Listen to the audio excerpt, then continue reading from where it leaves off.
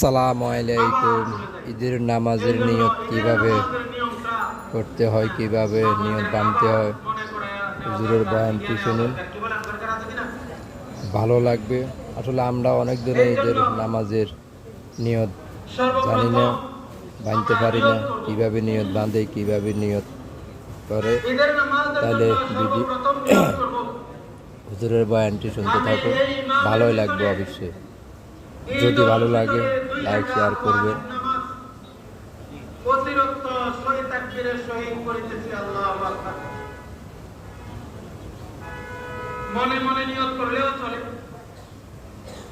যদি মুখে বলিয়া নেই তাহলে আরো ভালো। কেউ যদি মনে মনে নিয়ত করে, তার দিলের মধ্যে থাকে যে আমি ঈদের নামাজ পড়তেছি এই ইমামের পিছনে, বস তার নিয়ত। মুখে যদি বলিয়া নেই তাহলে ভালো, আমি এই ইমামের পিছনে ঈদ উল ফিতরের 2 রাকাত ওয়াজিব নামাজ অতিরিক্ত শহীদ তাকবীরের শহীদ করিতেছি আল্লাহু আকবার।